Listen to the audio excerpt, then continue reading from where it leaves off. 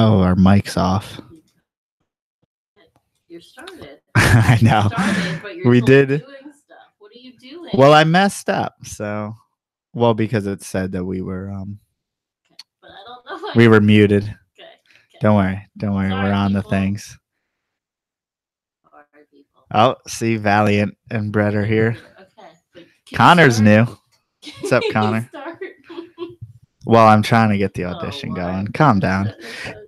Hello, everyone, from the ground up, number 54.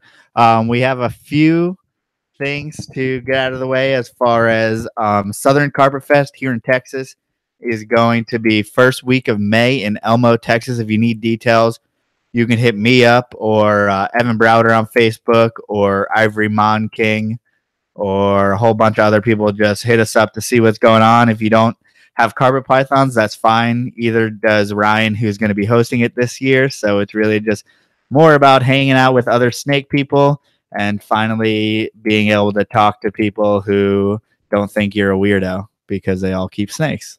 4th and 5th. It is May 4th and 5th, the first week of May, weekend of May. Elmo, Texas. In Elmo, Texas. And then also we do have a shirt contest going on. So we have shirts launching March 1st. And then all you got to do is tag 2 people on Instagram in order to enter or share our post on Facebook or comment on YouTube. I'm on the team. It doesn't work right now in the live feed. So you got to do it on a video that's already up. Or if you are like Jason, our guest today, you already bought a shirt and you supported us and you're a cool person. So you can always do that. And that is pretty much it. Did I forget anything? I wasn't listening, but sorry. I was trying to answer in the chat. All right. I don't think I forgot anything. Well, today we have Jason Bromley. It is Brumley Reptile Co., correct? And Jason keeps everything from different kinds of Morelia to ball pythons. So we'll get a little bit into that. Jason, you actually just kind of moved onto your own snake farm, right? Pretty much. Yeah, this last year I moved out to the family farm and built a nice new snake room. And yeah, just keeping snakes out in the country. That's awesome. So do you actually get to be zoned like tax-wise agricultural, and then is snakes kind of considered like an agricultural business via the government or however you had it set up? I don't have it set up that way yet. We are zoned agricultural because where we're at, and we run an operational hay farm. So we're actually zoned for agricultural use and all that sort of stuff. So that's one thing I don't have to worry about at my current location is the zoning laws and all that stuff. So that's nice. At some point, hopefully we'll get to the point where we're big enough to need to do something for the stakes to try to get all that road off and all that fun stuff too. So what do you do as far as a day job? I've been just kind of hanging out for a while, to be honest. That's the way to do it. I'm fishing a lot, I see. Yeah, I do a good bit of fishing. I've been in the telecom industry most of my adult career. I got laid off back in the end of 2016 and just kind of hanging out since then. But I'm currently kind of looking for some part-time employment until I get some more clutches on the ground and go from there. Yeah, I mean, I see you have a good amount of animals available as far as ball pythons go. What are the numbers like? I have a few animals available right now, and really those are just holdovers from, my 2016 season. I didn't breed anything last year because I was preparing for the move and building a new facility and all that sort of stuff. But my numbers, I would say I've probably got 100 animals on average. And baby season that'll jump up to 2, 2.5. Yeah.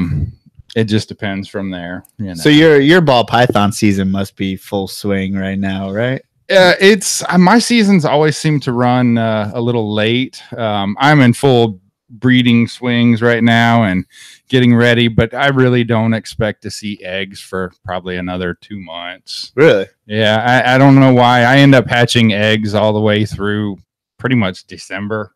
And then you're ready to start breeding again. And then, yeah, it's time to, cool and all that stuff start over. All right. Was it tough adjusting with the move and all that? You think you're like evened out now? You kind of took a year off and you kind of reset the animals, or are you having issues? I sure hope so. That was, my thoughts for taking the year off was to allow them to adjust a good bit and get used to the new room. Of course, I'm keeping them pretty much the exact same way I was in my other location. I've just got a little bit better control over the temperature in this room. And we'll see where we go. I'm hoping to have maybe 20 something clutches this year. Whoa. And we'll see. What do you see as far as your green tree pythons? What have you worked with, and how is it going? My green tree pythons is I've got a small collection. I only have half a dozen animals that most of them I bought as unchanged, unsexed neos. And unfortunately, I have ended up with pretty much a big sausage fest, with the exception of I ended up with one female, and that was the very first chondro I bought. And she came to me from Rico Walder. And she was unsexed, but she's proved out. And I've been breeding one pair this season, attempting for my first time. And things certainly seem like they're progressing in the right direction. She's in a shed right now and looks like she's in full-on follicular growth mode right now. So once she sheds out, we'll try to pair them up one more time and see where that goes. Hopefully She's still eating food and everything. She took a little break from food after I started introductions, but she did kind of come back and take a couple of small meals here recently. So we'll see. Like I said, I won't be heartbroken if they don't go this year, but yeah, it'll be a good learning experience if nothing else. But I'd be over the moon ecstatic if I find a clutch of green tree python eggs one of these days. Now, are you paying attention to, are you a locality guy, designer guy, or whatever works? Most of my stuff is designer. The female I bought, she's what Rico labeled as a Cyclops type. She did have a little bit of Lara outcross. She's like, I've got, 12% Lara outcrossed in there, but everything else I've got is from crazy cross bloodline, designer bloodlines. I've got blue lines and calicos and tiger stripe and high yellow stuff that didn't turn high yellow, but went high blue instead. So that's nice, though. You can't argue with that. So, okay, a couple things from the chat. Brandon Sander is here. He says, "Hey guys." He also, I don't know if y'all talked about him earlier and I wasn't listening, but he said, "How did you guys know I was getting something? How did you hear that I'm getting something already?" I don't know if y'all brought that up. I don't know, but he said he's getting his first designer male green tree python coming soon. Also, Jason, someone told you drink a beer. That's my buddy Doug. Oh, okay. Thanks for I'm watching, glad you Doug. know him. I thought it was kind of weird, but I was like, it would make sense if they know each other.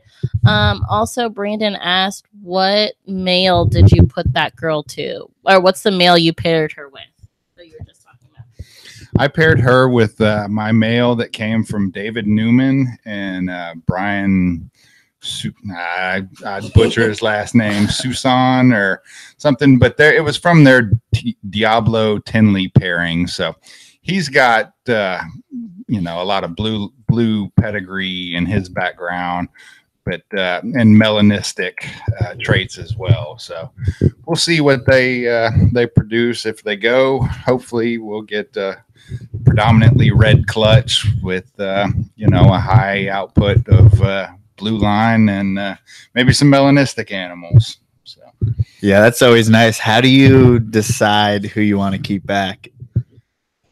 Honestly, my first clutch, I'll probably keep them all at least for a year until I see what they're going. I have no experience in that as far as what happens and once they start changing. So I don't know what to look for. So that seems like the way to do it anyway. You never really know if you Even can. after you you've been doing it for a while, they can still change something. You have an idea, but they could still go different. And so I feel like I would just want to wait till they change and then sell. Yeah, I think it would, probably have to take a crazy amount of money to pry them out of my hands before they change. Just on that gamble, because I need to hold back some and at least try to find out some females. You want to sex them before? If nothing else, add some females to my collection. For sure. So I guess backtracking a little bit, how are you doing cool downs, or when do you know when to put the male with the female? I did start cooling back, I guess it was probably around November. And I did, started the cooling regimen, and it was really just kind of a whim when I put them together. I happened to be down in the snake room late at night, and I noticed some abnormal activity out of both of them. The male, of course, he was full on breed mode, cruising the cage. But I noticed the female doesn't usually move too much, and she was kind of cruising the cage and looking up towards the male that was up on top of her. So I was like, all right. The next morning I threw them together, and then the following morning I came down and they were locked. So and they've been paired on and off pretty much since then, and started bringing temps back up. And she's, like I said, right now looking like she's in follicular development. She's kind of swollen and in a shed cycle, and she's been hugging the heat. So they've copulated quite a few times. So hopefully he's got the job done, but we're going to put him back in there and just to make sure. So basically, do you think that copulation may start the follicle growth? Maybe, tell the female to get ready? I certainly think it can. Like I said, this is my first year breeding green tree pythons, but I have seen that happen in ball pythons quite a bit. Putting a male and female together will kind of kickstart that process. So I figured, if nothing else, it's worth a shot. Yeah, I mean, even when I did ball pythons, it was like I put them together because I wasn't 100% sure always when she ovulated. I would always miss that, or I would make sure I would put them in until they went to opposite sides of the cage, and I knew for sure. Is that kind of that's always my strategy, is unless they're completely ignoring each other and on opposite sides, I'll keep pairing them until something happens. Yeah, until they give me a sign that they're done or don't want anymore, or I get a clutch of eggs. So you see a female kind of going towards the warm end once she gets to I guess larger follicles and is close to ovulating, or that's kind of the few people I've asked about it, they kind of point in that direction. So hopefully, like I said, hopefully things are progressing the right way, and we'll see. What are you gonna do for like a lay box when you think she's getting ready? I've asked my good buddy Ian about his method, and he turned me on to the Gary Schiavino deal where they sphagnum moss the whole entire cage with one of those wood logs. I think I'm going to try that instead of an actual lay box. Seems quite a few people are having good success with that method, and seems a little easier. So I know it's kind of always a worry that she'll like drop eggs off the perch, or she'll drop them into the water bowl, or how do you make sure that she doesn't do something stupid? Well, once we get a little closer, if I think she's for sure going to go, I do plan on removing a couple of perches, maybe except for the lowest perch, and removing her water bowl in the evenings, just to try to avoid that as well. And may move to a smaller water bowl at that point. I keep mine they have huge water bowls. I use like a 12-inch crock bowl, and we'll see, try to do everything you can to keep them from dropping eggs in the water bowl. Yeah, I mean, I don't know much about incubating green tree eggs or the laying process or anything like that. Compared to ball pythons, are there any extra, things you're going to think about when incubating? I don't really think so. I use the no substrate method, even for my ball python eggs. So I use those extra large sim containers and just straight water, And I know a lot of other chondro guys do. That's where I initially got the idea from, was from guys on the MVF. And like I said, it's been working for ball pythons for me for quite a while. And we'll just so if people don't know what that means, there's basically like a plastic part that separates the eggs from just straight up water, right? And it keeps the egg box at pretty much 99% humidity without your eggs being wet. Is there holes in it? It's like a plastic grate that's got holes inside. Okay. But the box itself is sealed. Okay. It's like I said, you've got a layer of water, and then there's a shelf above it that they're resting on. The eggs are resting on, and then there's a top. Okay. Oh, I had a question. Well, Brandon had a question. Do you feel like it is better to keep male and female cages closer together, or maybe across the room in visual sight of each other? The way my room's set up is all my chondros are on the same wall. And like I said, I've only got the one female, so I'm not going to split the room just for one cage. But yeah, they're all stacked pretty close together. I've just got a row of cages that I keep all my stuff in, and I don't really plan to change that. And when you put your guy in there, how long are you leaving the male in there? Typically, I've been leaving him in there for a little less than a week. Usually within 24 to 48 hours of putting him in there, I'm seeing a copulation, and then I'll kind of wait till they're done. And once they're done, I'll pull them out and give them a break, and come back a couple of weeks later and try again. Offer him food. The male, he's been breeding well, and he's never refused a meal but yet. So female, like I said, she's taken a couple of small meals here recently, but we'll see. Do you adjust meals for time of year, like breeding season, stuff like that? Do you change your meal frequency or size? Not really. The chondros I kind of feed sporadically as is. All my chondros are kind of on the smaller side too. I've heard the horror stories about people overfeeding and fat chondros and all that sort of stuff. So I've tried to stay away from that. And, I feed my chondros maybe once every 2 weeks, 3 weeks, sometimes, Are you a mouse only person?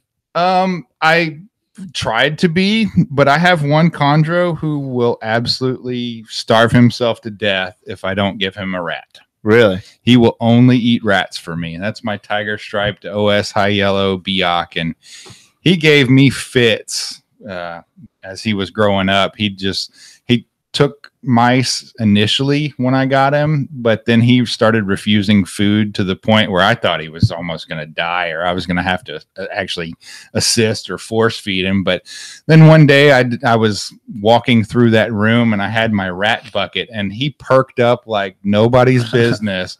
And I was just like, really? So I had a rat pup, and I offered it to him, and he slammed it and has never looked back. Really? But if I offer him a mouse, he will turn his nose and start running and wants absolutely nothing to do with it. So he eats rats. And, I don't feed him, I keep him on the small side. So that, and he gets maybe a rat pup every 3 weeks. And, I won't give him more than 2 without seeing him defecate, to try to avoid any prolapse. But so far, he haven't had any issues with it. You think maybe the rat thing, because people say that rats can cause prolapse, at least that's what I believe Rico thought. So you think maybe that's if you keep them on the same feeding schedule and feed them a little bit too often, a rat? I really don't know, and I have no evidence to back anything up, but I just try to be extra cautious. I've heard that it has something to do with the coarseness of their fur that makes the prolapse an issue. But like I said, so far I haven't had any issues. And like I said, I just keep the rats on a smaller side. And like I said, he seems to be rock solid. Okay, this may be a dumb question. Wouldn't be the first time. Is prolapse in the wild a death sentence? I don't know, but I would assume that if you had your intestines hanging out and no one to shove them back in for you, that's probably a pretty bad thing in the wild. But I would say that it probably doesn't happen very often because you probably have a much different diet. I'm sure that the diet and exercise routines and all of that stuff probably does cut down quite a bit on What's that. the diet in the wild? I'm sure it's whatever, they're opportunistic. So I imagine they're getting whatever they want and the frequency of their meals. And, I think a lot of that is caused by overfeeding and, too large of a bowel movement. Okay. It's interesting that y'all feel like prolapse would happen less because in my mind, if you're a snake in the wild, you're like, I'm going to eat whatever the fuck comes near me.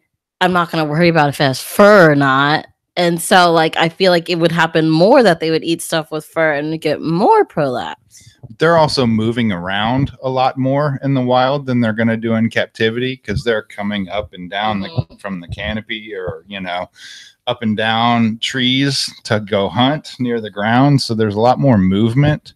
And I with chondros, you definitely see movement equals bowel movements. If you get them out and play with them, they're going to poop a lot more frequently. So I have a feeling they're probably going more often in the wild than they're doing while they're sitting on a perch. There's definitely something that we're missing in captivity because Daniel Natouche, his paper, there were observations of them having pretty large meals.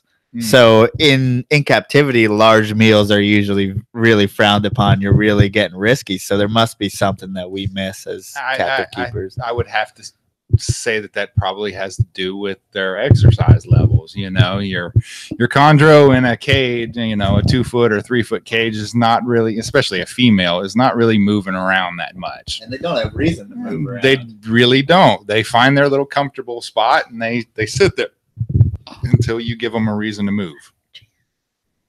Oh, is that your friend Chan? Sorry. Okay. There's someone on the chat, Chan Bro Chill, and I didn't realize it was your friend. This is a joke, clearly, but he said, "Do you ever think that some slow jazz or berry would help encourage the snakes to mate?" Yes. Hey, Chan. So. Sorry. Now you got me all off. Well, I had another question too. So do we think we should allow them to like move around more after eating? I mean, obviously if we have tons and tons of green tree, that's just not really I guess possible. A better question would be, you think there'd be anything that would stimulate them to move? I feel food would be a great way to do that, but I don't know how you would implement that in a captive setting. If you had a 6 foot tall, a whole room, a whole room, and you could make it hunt for its food, that might be something. But like I said, I don't know how you would implement that in some kind of captive setting. It seems like, we do have plenty of sedentary species that we keep in captivity. But for whatever reason, they're super sedentary in captivity. And then also there's no problem when a ball python doesn't move ever and eats giant meals. I just wonder what. Their ball pythons seem to be built for it. And, I guess a lot of their time is spent in termite mounds. So they're not really moving anyway. So they're, I guess, more just designed for that sedentary lifestyle, Right. I wouldn't think, but yeah, I don't know, chondros, there's still so much we don't know about them, and we're just starting to figure some stuff out. So we'll go, and I'm certainly no expert by any means. Yeah, it's just interesting. I feel like they're getting bigger and bigger as far as we're being more and more successful. And then we have a whole bunch of people, especially here in Texas, working with them. And how do you go about who are people that you talk to and get in touch with in order to make sure you're doing it all right?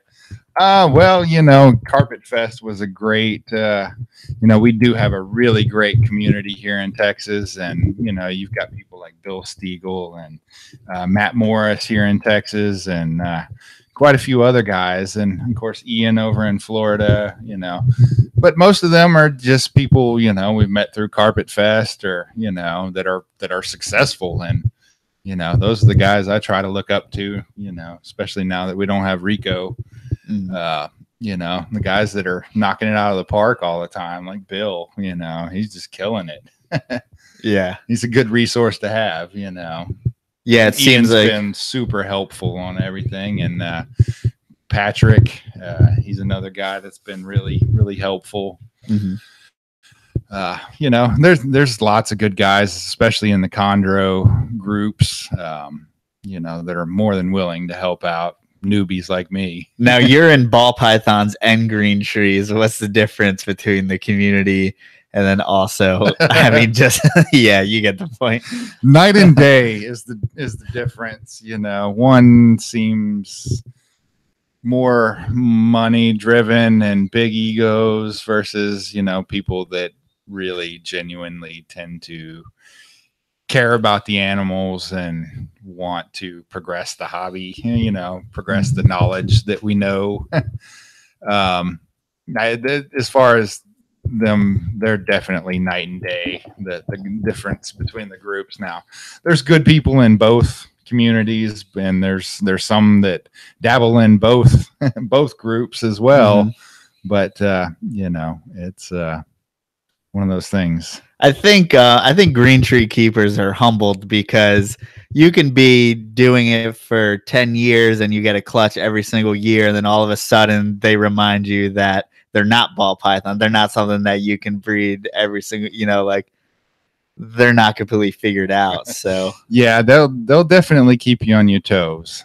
You can be doing everything right and, you know, keeping a bunch of them, and, you know, still have things go south really fast. And yeah, they'll definitely keep you humble.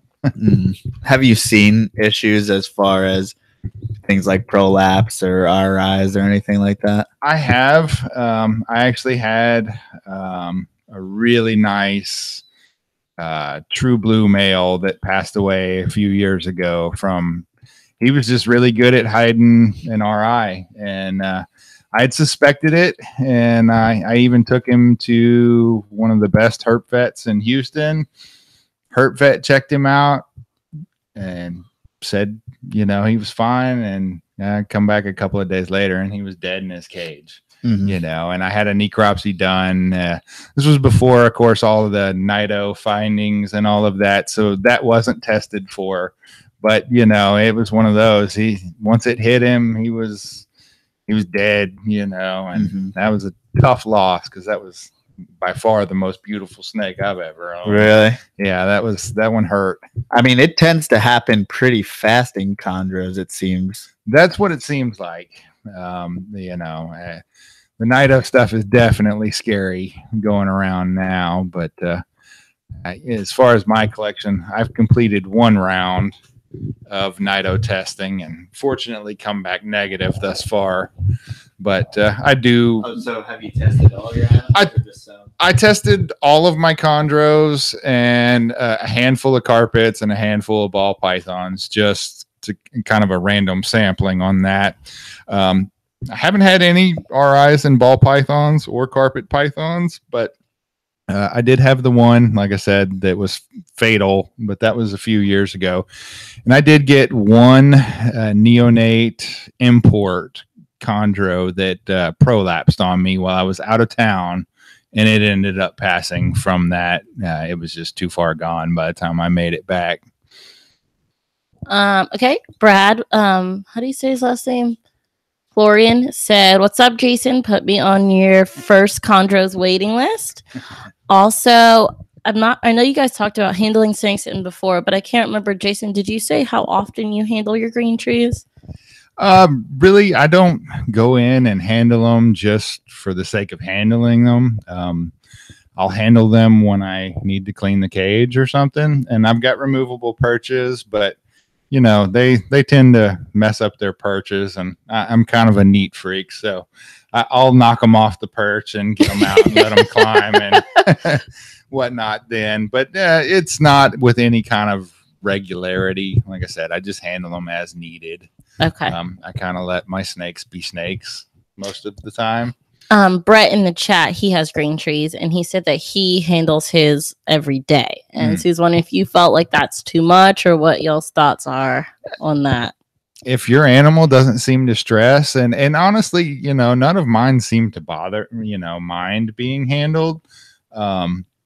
I don't necessarily think there's anything wrong with it. I certainly would give them a few days after feeding and maybe before feeding, but and you know, if you're trying to run a breeding program, I don't know that I'd be getting them out and handling them that often either. But aside from that, as long as the animal's doing what the animal needs to do what you want to do with your snakes. Right, if it's working for you, do it.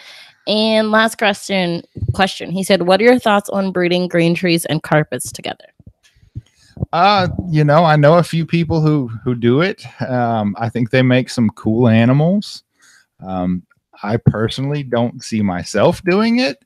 But I think they make some cool animals, and as long as they're represented correctly, then, you know, I really don't have a problem with the hybridization stuff. Like I said, there's some neat animals that have been made that way, but like I said, it's not something I'm personally. How easy would it be for you to do it though, since you have carpets and all male green trees?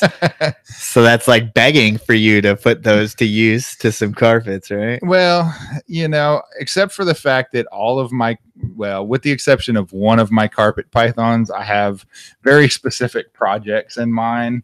Like the carpets I keep, I have a pair of Darwin tigers that I got from Nick. They're het albino, so I'm hoping to make really striped albino Darwins that are pure. And I have like pure Rockhampton locality, and I wouldn't mix those with anything just to keep that locality bloodline going. Mm-hmm. Then I have Bredli, which I don't have any. Just don't have. You have specific projects paired up. And I have one mutt carpet python that he was my first carpet python. But it always is. You know, and he's pooing to jungle jag cross, you know. Mm-hmm. And he's gorgeous, bright highlighter yellow, but I was really hoping he was a female. Yeah. You know. So you have mostly like coastal locality projects going on besides the Bredli? I just have the one pair of Rockhamptons, and then I have the Darwins, and like I said, Bredli. I don't have that many. I have, you know, seven carpet pythons in my collection. I said, really, the majority of my collection is ball pythons. Then I also keep Angolan pythons, and I'm attempting to breed those this year for the first time, and those seem to be hopefully progressing the right way. Is there any difference breeding ball pythons and Angolans? Not a lot is known about Angolans yet, so like trying to find information about that has really been scarce. Fortunately, the guy I bought my trio from has been pretty helpful, and the main thing he said was just kind of leave them alone and let them do their thing and keep them a little bit cooler than you would ball python. So mine, they're in the very bottom of my rack, close to the floor, and you know, they're the male and female have just kind of been paired, and I just kind of leave them alone. You've been leaving them in there together. let them do their thing. Mm-hmm. But yeah, hopefully we'll see something that seems to be the hot ticket item this year. Really? I've just posted a few little snippets here and there, and I literally have a whole folder in my email from people, you know, wanting to be on the waiting list. Why is it they're so close to ball pythons? Why isn't that more people don't work with them? There's rarity. I just don't think they really caught on as much, and I don't think there's that many people that work with them. And I know, like, you know, the bloodlines of them was also pretty limited to a few original imports.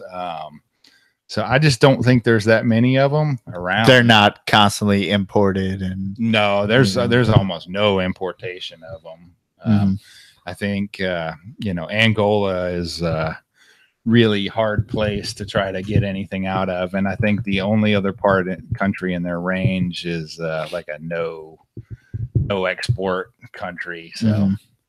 And it doesn't seem like I don't know any other species that come from there. So I don't know if there's really a market to go collect in Angola and send it out. Or... Yeah, well, and the stories I've heard is that country's still completely, absolutely littered with landmines. So going and field collecting things is not something you really want to do. Yeah, I mean, but it's basically they have keel scales, right? It's more beaded than say keel. I mean, I guess technically by definition it's keeled, but they feel more like a beaded lizard. But their personalities are so different than ball pythons. They may look alike and have similar structures, but the way they act is completely different. There's no ball up and run away from an Angolan. They're very inquisitive.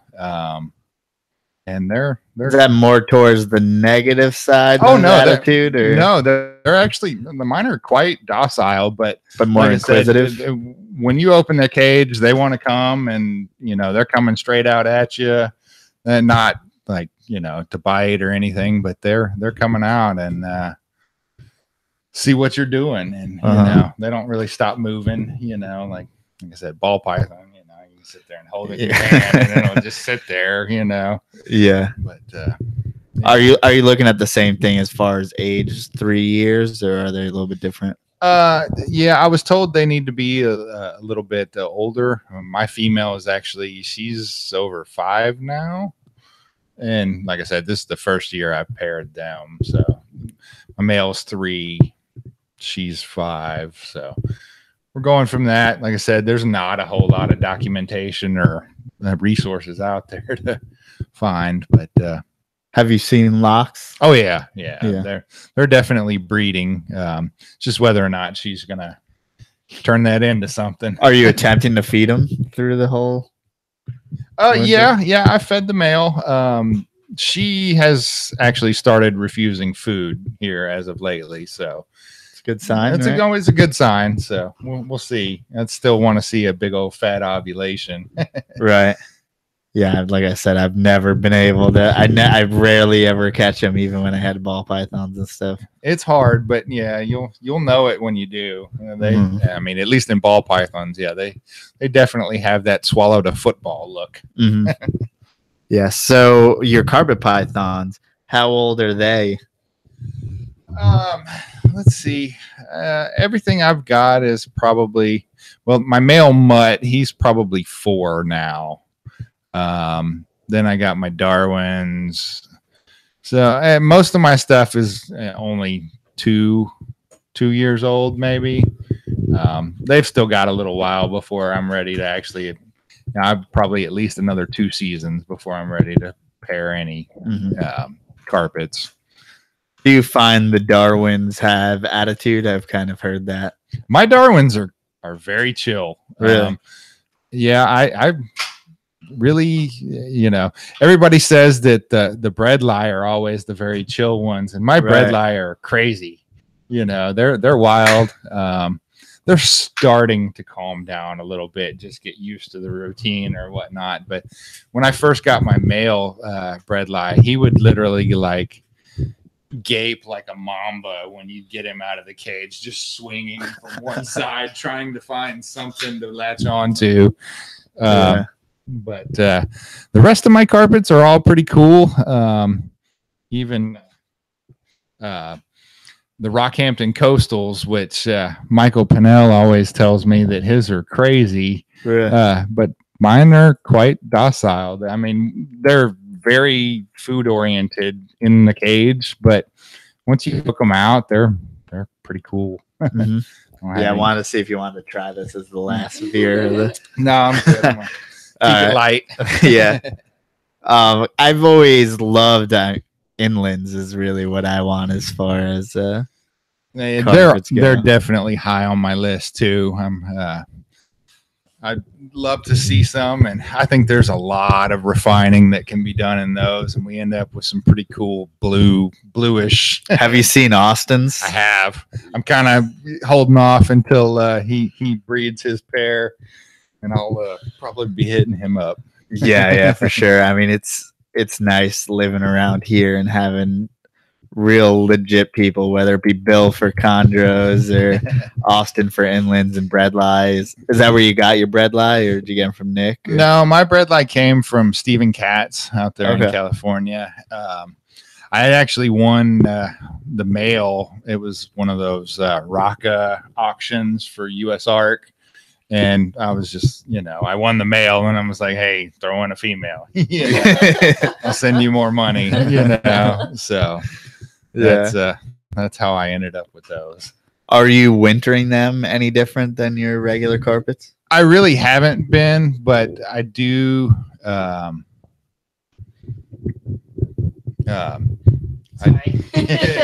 me all off track. It's hard to read and talk at the same time. Yeah, it is.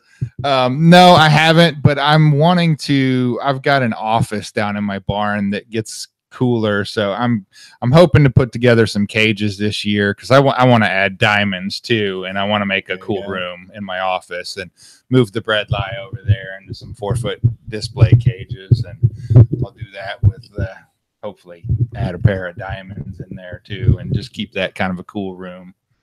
So clearly there's some benefits to living in the middle of nowhere when you like snakes. Well, yeah. And like I said, I don't have nosy neighbors, and I can get out and do what I want. And, like I said, I don't have to worry about the local government coming and giving me any shit. Yeah.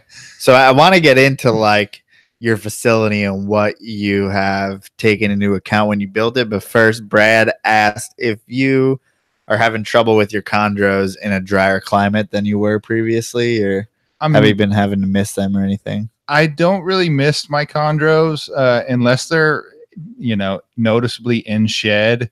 And at that point, I will miss the paper towel substrate.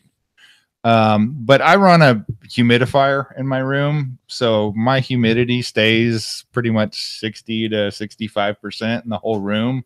So I really don't have any issues thus far. Yeah, it's been pretty stable. Now, is that something you took into account when building your building? Well, I started running a humidifier in my snake rooms, even back at the old house, just to keep humidity stable. In the summer it's not as needed, and I adjust it just to keep it right around that sweet spot for everything. And like I said, I really don't have any problems with it now, but like I said, it'll run and stay where it's at. I like to try to keep the room stable. So do you run air conditioning in the summer and heat in the winter? I do.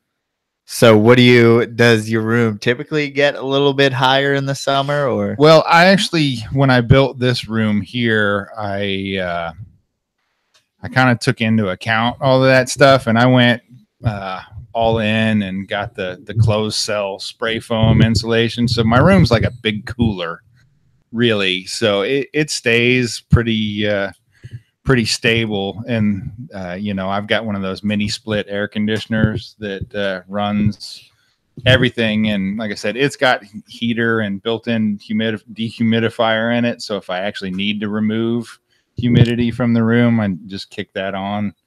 But it's nice. Like I said, so far I haven't had any trouble with it. Mm-hmm. So how far is it away from your house, and how do you feel having them outside of your house if you had them in your house previously? Well, having them in the house was nice, like I said, because you're always just a few steps away. But now it's not too bad. I'm probably maybe I don't know, 300 yards from the house now.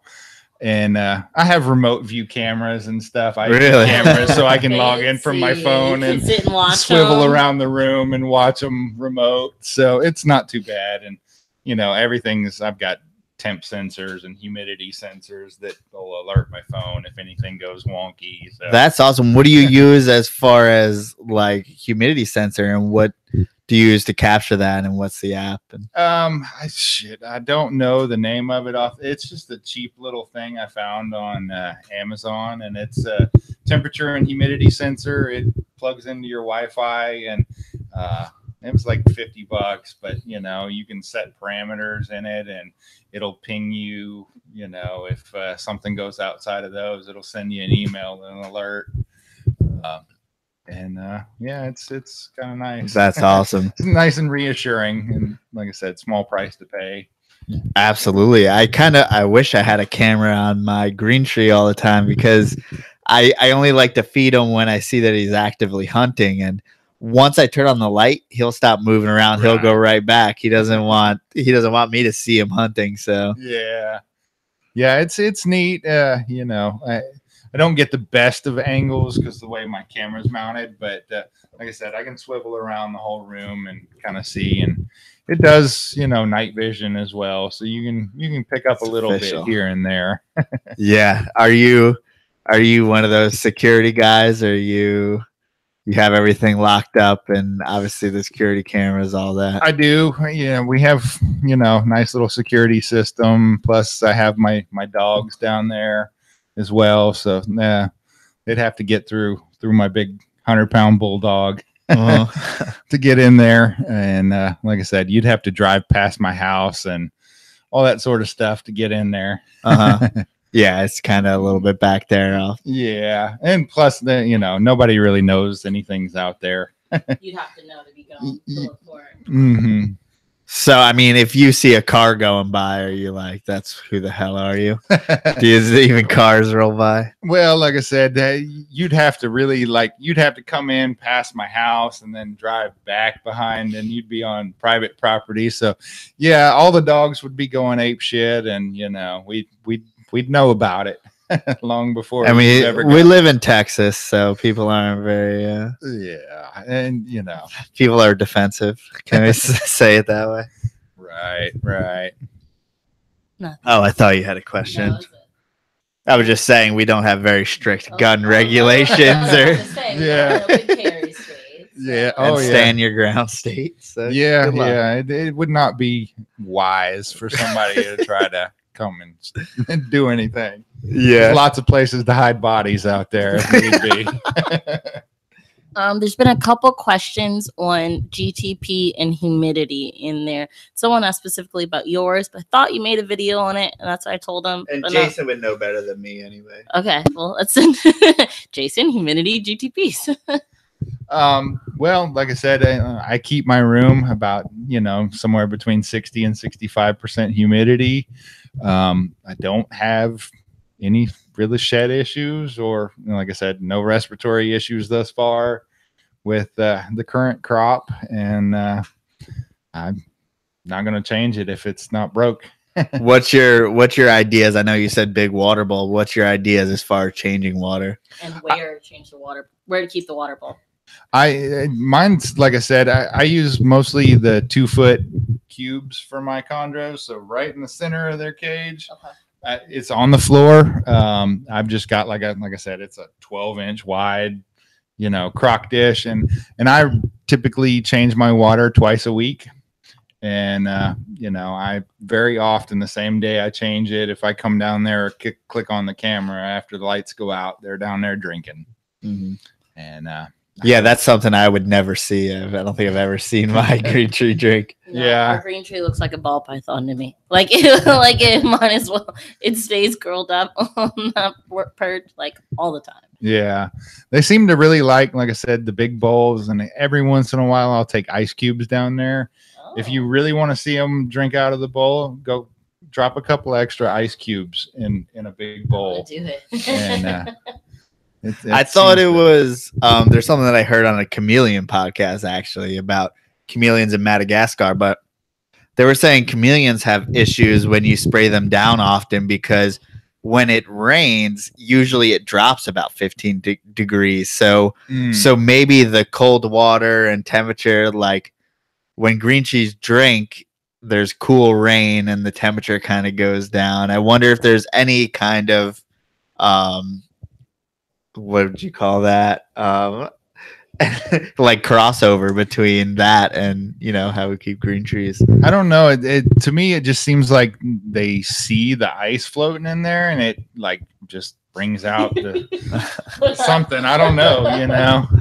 Yeah, but yeah, I've had it's interesting. I don't do it very often, but every once in a while I've thrown it in there. And I heard that from someone else on some other show, and I can't remember who it was that was talking about that, but I tried it, and sure enough, I saw flat out chondros go to drink. It's awesome. Right after that. So. And I think it's so important.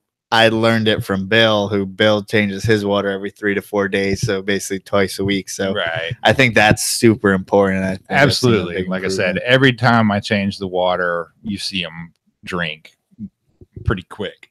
So they don't like stale water. I don't think they do. I think once you change the water bowl, they'll go down and they'll drink, and once they're done drinking, that's pretty much the last time they'll visit the water bowl. But do they live in a climate that rains often, where they're getting new fresh water all the time in the wild? I'm not sure. I think there's quite a bit of rain in certain seasons, and I know they say that they'll drink off their coils from the rain if they're rained on and that sort of stuff. But like I said, I can't say. That would really be a question for Ari. Yeah, that kind of environment. Somebody that's actually been there. Just sounds like we made some bougie snakes. I don't know, just some very prissy snakes. Yeah. Well, I mean, there's a lot of other species you could keep that are a lot easier. That's for sure. Yeah. But all in all, chondros really aren't that difficult to keep. I think there's just a pretty specific set of husbandries that, you need to meet. And once you do that, they're really pretty easy to take care of. I think it's hard. I think it's easy to find the information to keep them too hot or to keep them in exoterras, or there's too much bad information out there, I think. Well, and yeah, the source of your chondros has a lot to do with that too. People buy, imports and don't know what all that takes. Those are, obviously going to be some extra expenses, vet checks and, deworming and all that sort of stuff to get those really rocking and rolling for you. But, and yeah, people tend to jump into them. They see a $250 farm bred Biak at a reptile show and come home and, somebody sells them a 16 by 16 Exoterra, and, you can definitely keep them wrong and have a bad experience. Do you think green trees should be sold at shows? I think if it's done right, there's no reason why they shouldn't be. I wish green trees would have more representation at shows by legitimate people and breeders and the people that are going to do it right. And, I don't necessarily think they should. I think you could more bring in people, show them chondros, but I don't know that I would let anybody just take one home with one. I might start a dialogue with that person and eventually get them a green tree from, say, a show. But, I think that would perhaps be a better way to approach it. Take some cool display animals and get people excited about it. And then, teach them how to keep them correctly before you send them home. I don't think it's exactly also like a half hour at a show will suffice. No, then that's why I'm saying, it'd probably be better to make contacts and start a dialogue at that point. Then you can provide the research material and the resources to get them to where they should be before they bring one home. And I think that's part of why the green tree python community is great, because everyone's so involved. Like, people who have been keeping green trees love green trees and want to know the ins and outs. Absolutely. I mean, what's not to love? It's definitely one of the most beautiful, species that we get the privilege to work with, and with all the line bred stuff, and there's some crazy combinations out there. Now, I know me, like, I love keeping green trees, but I don't really have the time I want to put into it to breed them, or do I want to buy a baby for a large amount of money and not know what it turns out? So, like, what makes you want to breed them and then, the designer baby thing and all that? Well, I'm just always loved them. And like I said, I kind of got into it with the goal of wanting to pursue that. And, you know, you see these guys that have these crazy designer animals, and, you know, most of those were not bought. You know, you buy into the bloodlines and then you hold your stuff back. So I'd like to have, you know, a pretty crazy collection at some point in my life. And I felt the way to do that was, you know, I took a lot of gambles and bought unchanged Neos, and I dropped a little bit You're of coin reaping what you on sow some of those, you know, so we'll see what they end up doing, you know, in the future. But there's definitely a lot of potential for customizing and, you know, just some phenomenal looking animals. What's your ideal chondro?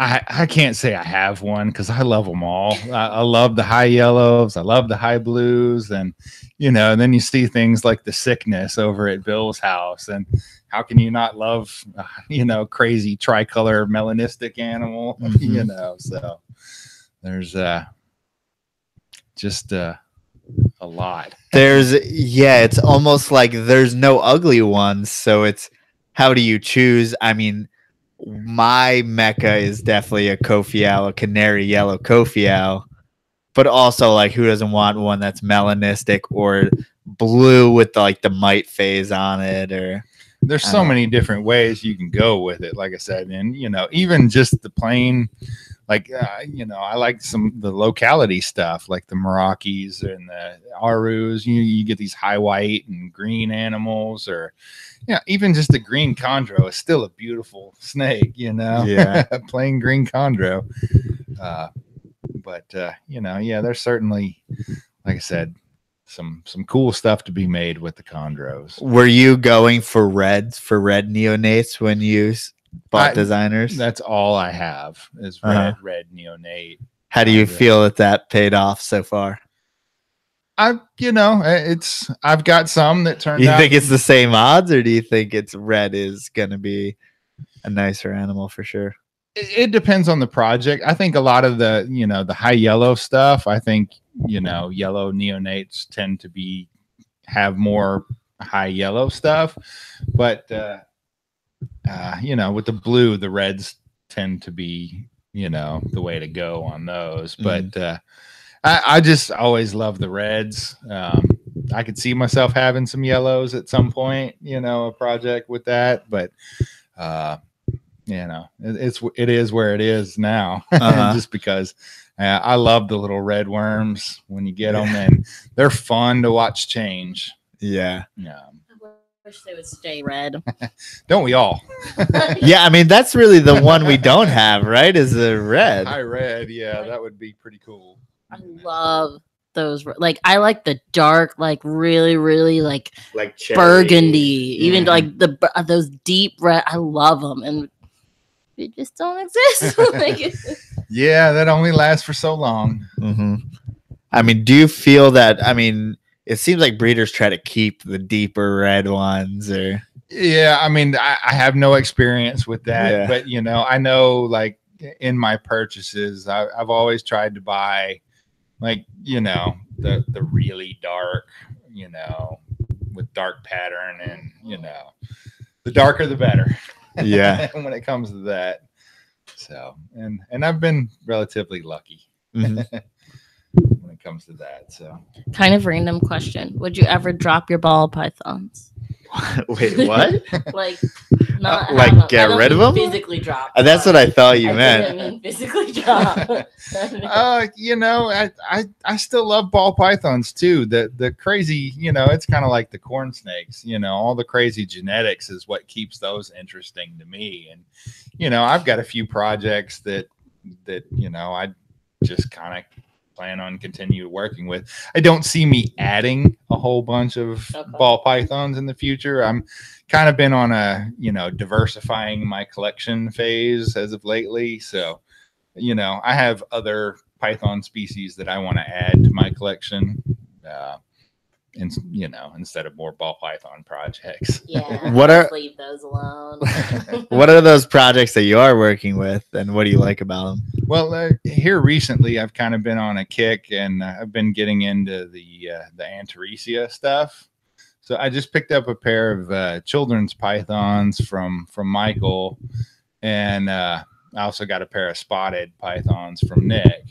So, you know, that kind of bug, just working with different stuff. And you need to get pygmies. Those are my favorite Antaresia. That's the Seem to one be the I'm most kind difficult of holding off on because, those are rumored to be extremely difficult to get going. And I don't know, at some point maybe, you know, but like I said, and I recently went out to Michael Pinnell's house, and he kind of got me, he screwed up and showed me his Savus, and those have crossed my list now. So those will definitely be a ad relatively soon. It's so weird once you get into Australian pythons because there's so many genuses that for some reason carpet python people, green tree python people, like we all love them. I want a savage. Like once I got an olive python in the water, you want all liasis and right.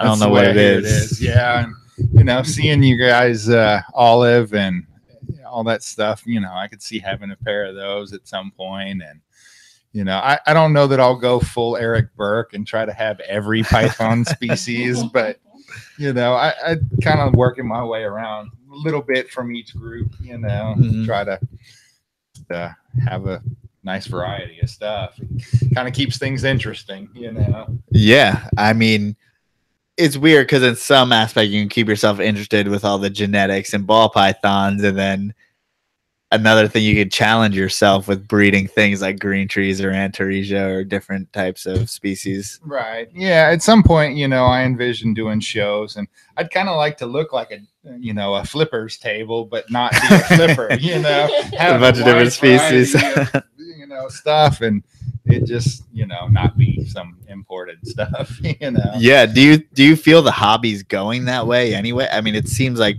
things are getting more and more diverse. There is definitely here lately has been a resurgence of trying to do some of these other species, you know, which is a good thing. For a while there, it was definitely just ball python fest. And like you can't even find corn snakes at the show. It's ball pythons. You'd find one or two tables that had corn snakes or, you know, colubrids, and yeah, it kind of made shows boring, you know, to go walk around. It's like, yeah, okay, you've got the same shit as this guy. And it's hard because the cool stuff, it's also you end up supporting someone you don't want to support. So it's like when I see cool species that I love, it's someone that I don't. It's it's the flipper table, like you said. Right. And, you know, like I said, it'd be really nice to see some of these species that were captive bred by people that care about them, you know, and people that are passionate about it, you know, and that actually, you know, aren't bringing in imports and, you know, sick animals.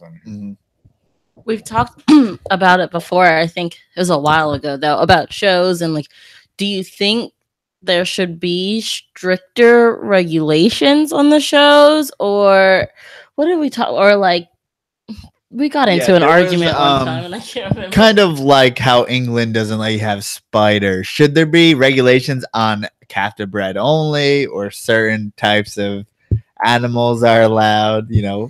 Well, I wouldn't say that I'd like to see the regulations. Like I said, I wish that, you know, more stuff was captive bred, but there's definitely a need for imported stuff while we still can, before everything's closed off, just so we can, you know, keep bloodlines diverse and, you know, bring in, you know, stuff for outcrossing. You know, there's a place for those people in the hobby. And I think there's some people who do it much better than other people. Absolutely. Too. You know, and some shows do it better than other series of shows. You know, down in towards Houston, where I moved from, there's, you know, two major show systems that come through there, and it's night and day between those two shows as far as the quality of the vendors and the quality of the animals. There's one chain down there that, you know, I personally won't endorse or even utter their name, because you'd literally go in there and there'd be dead snakes and deli cups for sale on a table, and, you know, mites crawling openly on tables, and you could report it to the show managers and they doesn't matter. They sold the table. They sold the table, and that just makes you sick. And then, I mean, you hope that will one day be weeded out. Absolutely. You hope that stuff goes away. And if enough people will vote with their dollars, that will stop. But it'd be nice. Okay. So you said you were talking about how there's a need for imports until we can't get them. Do you really think that's going to happen sometime soon? Well, a lot of countries are, considering stopping exportation or importation because of, the ecological damage. And plus, a lot of these species, their habitats and natural are diminishing and they're becoming scarce and hard to find. So, yeah, I mean, a lot of places, there's a possibility that some of these things that we have in captivity, if we don't breed them or, keep what we have going, that they'll die out of the pet trade and we'll never see them again. Yeah, I mean, they come from very volatile places a lot of times too. So, and I mean, there's places like the Solomon Islands. We didn't get Solomon Island ground boas until recently. Now you see hundreds of them all the time, but you didn't see any of them for the last 10 years. So it's like places open up. It's kind of revolving. You definitely see places that, like you said, that open up and we'll get some stuff for a while and then something will change, and then we don't, Mm-hmm. So I think it's important that we, definitely work with what we have and, keep those captive bloodlines going. But, like I said, there's certainly a place for, when we can get animals, to bring in animals to keep those bloodlines diverse and outcrossed, Yeah, I wish we had some type of system where we can be like, this person and this person keeps this far off species, so that we know when we want to get them or that person goes out of the project, they can be like, hey guys, who wants this pair, instead of selling a Dunn's python by itself and there's zero, in separate places. Yeah, that would be nice. But and unfortunately, a lot of those fringe projects, they're in the hands of, like you said, one or two people. And if something happens to those one or two people, then nobody cares. That species gone from the from the trade. So yeah, I mean, it's just I want more people to care about more things, but I don't want to be that person at the same time who keeps, yeah, it's hard to be out. I'm not going to be the person out there maybe who keeps Indonesian tree boas and feeding them lizards, and so it's hard because some species are maybe not meant to be in captivity. I don't know. Right. Yeah, I can't say that I want to be that guy for everything either. There's some things that I draw the line on. I try to stay away from snakes that are super messy. That's why I don't have colubrids and Timor pythons and that sort of stuff. It's just of course when you have a relatively large collection, then if you're not doing it full time, that can be a lot of work trying to manage a bunch of those. Yeah, that's really the one thing I've realized about retics and knowing people that breed retics is how they destroy cages constantly. Not only do they eat a lot and eat expensive rabbits, they shit and piss all the time. Our corn snakes make little hard things. You scoot it's just nothing. But they shit more than say a ball python or even green trees barely shit ever. Small. Okay, it's gross. Are ball python shit small or big? It depends. It really depends. I have some that are relatively regular. And they're small and but every once in a while you'll open a cage and be like, good Lord, who snuck in my snake room and shit in this tub? And there's smears too. I've had a few ball pythons smear all over. They're hard and dry and easy. Yeah, every now and again you'll get one that likes to paint the cage. And it's gross, but yeah, that's what we do. I've kind of got mine are few and far between that do that, but I have one that's consistent. Every time it shits, it's gonna paint the ceiling and all four walls, and it's just something you kind of deal with. That's why I keep extra tubs and just throw that tub in the wash pile. Set up a new one. Right, rather than spending your time right there, you can just change it out and do whatever. I definitely, when I set up my room, tried to make everything as efficient as possible to be able to manage a collection. you know, I keep extra tubs for everything and use disposable water bowls. And what's your substrate for everything? I use aspen, shredded aspen. I actually, just while I was up here today, I ran over to Arlington and picked up a whole truckload full of aspen. Really? It seems to work for me. I like it better than, some of the mulches, mixes, and that sort of stuff.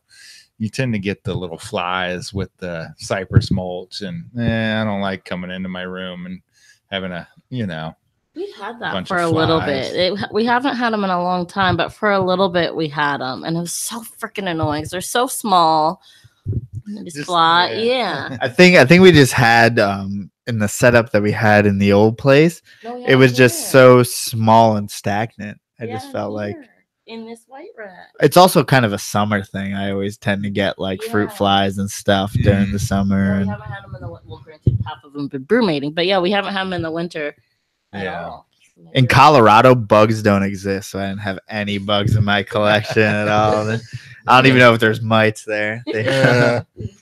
Yeah, down here in the good old South, there's plenty of stuff to go around. Right.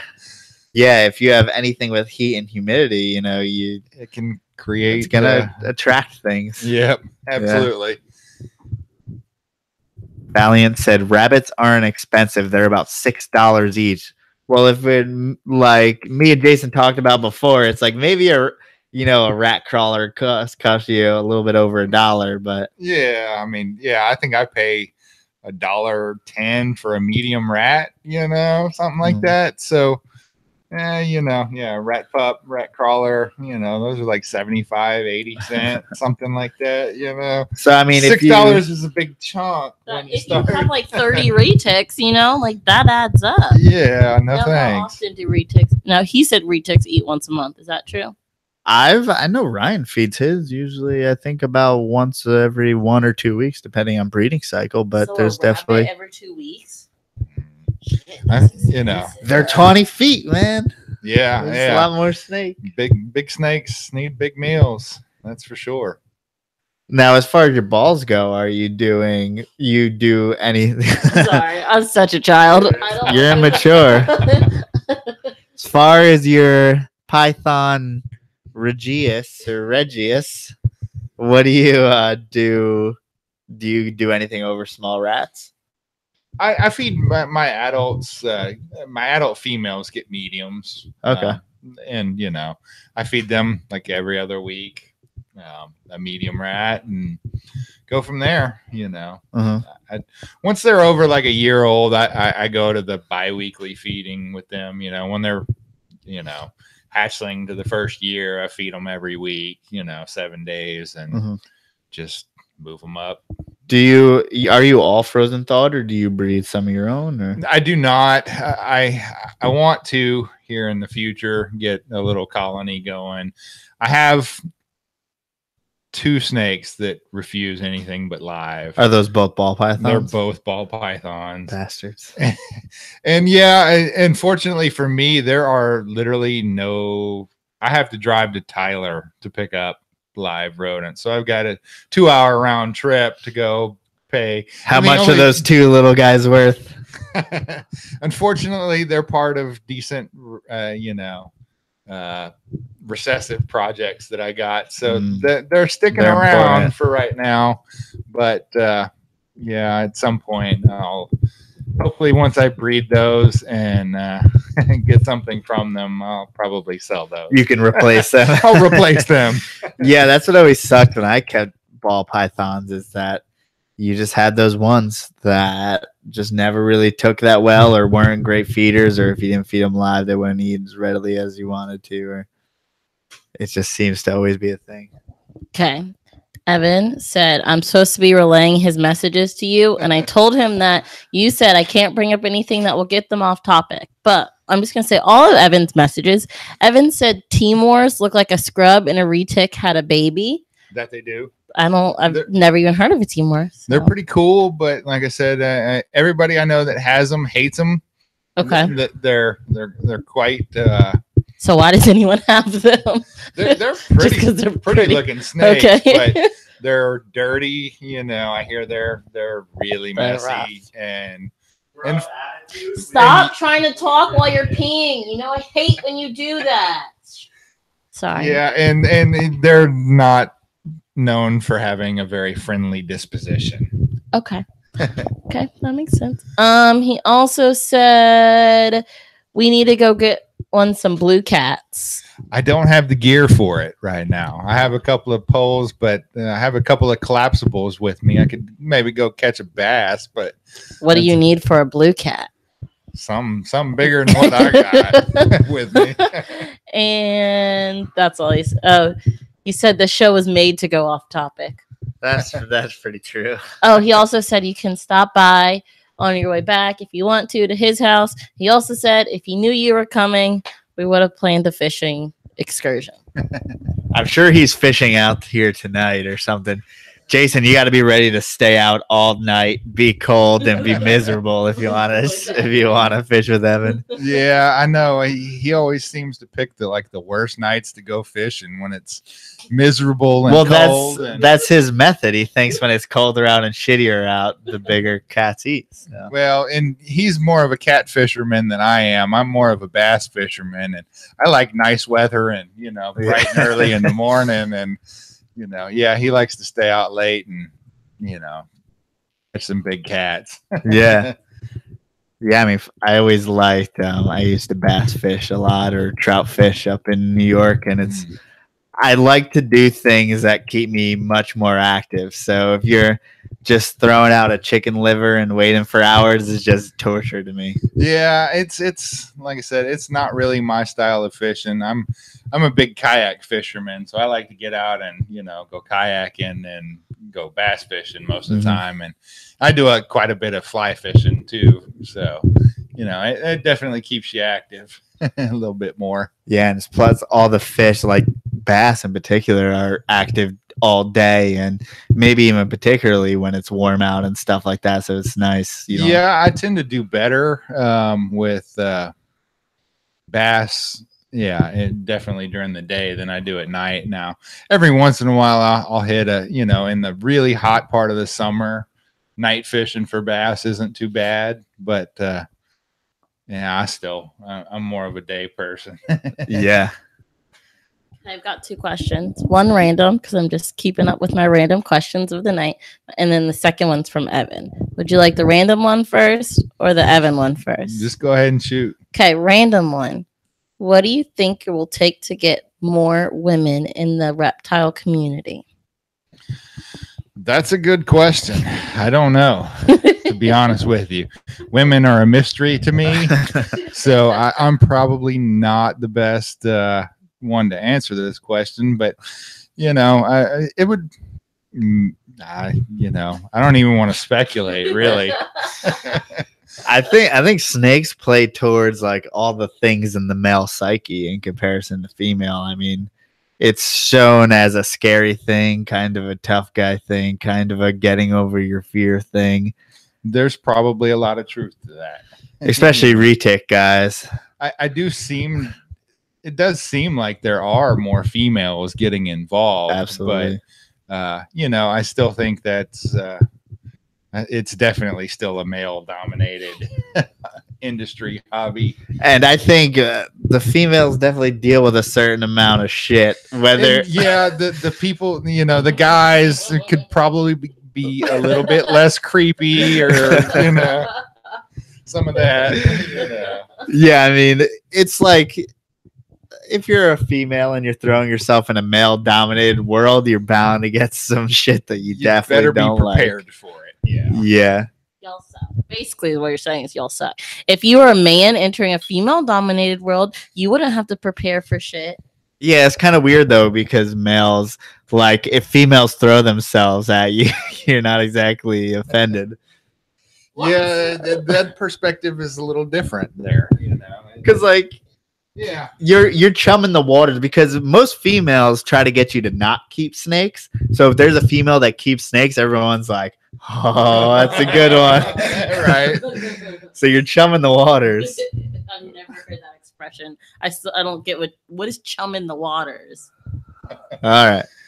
So no, I really want to know. we'll say when you're fishing, it's mostly meant for sharks, right? When they're going to do research or catch sharks, you chum the water, which means you put out like fish guts and parts and blood so that the sharks smell it, so sharks come. So in other words, a female in the reptile community is kind of like chum in the water. Oh, okay, so the thanks. men all smell them and they all come and flock. There's 20 of them at a time. Right. Thank you for your analogy. That was great. Okay, now to the not random You're question. the only one who didn't know what chum was, I think.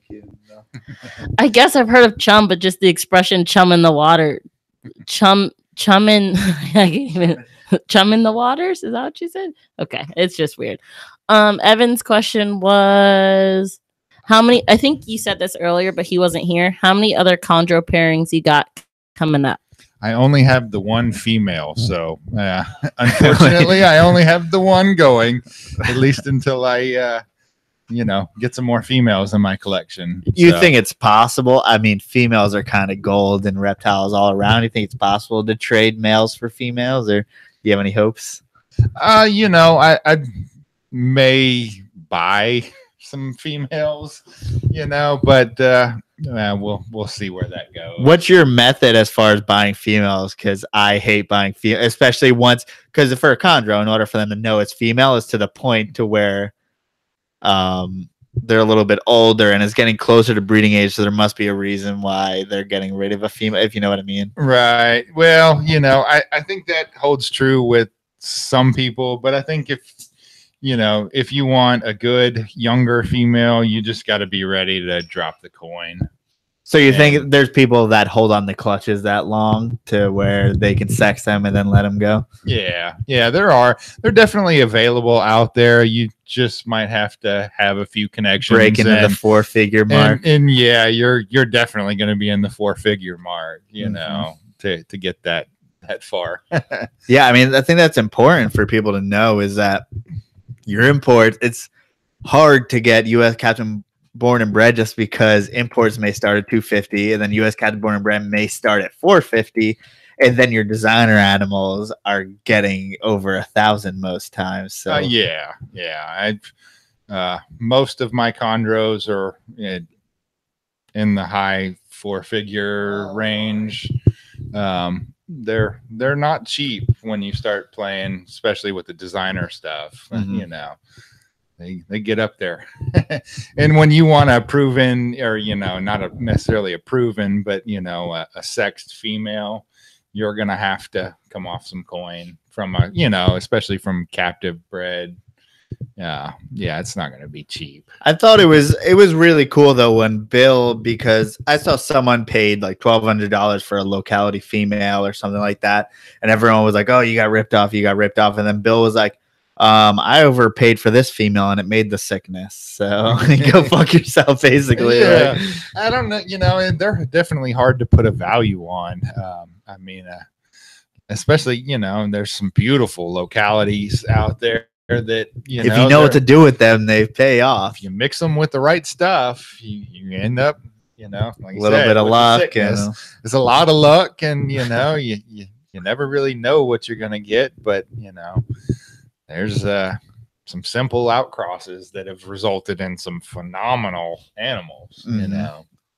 I'm going to do a far out reach here, but do you think that different localities putting them together, you get dramatic results? Because maybe, northern and southern species, maybe, kind of like when you cross a hybrid python with a green tree, since they're separate species, you get amazing results. Do you think maybe there's some result there?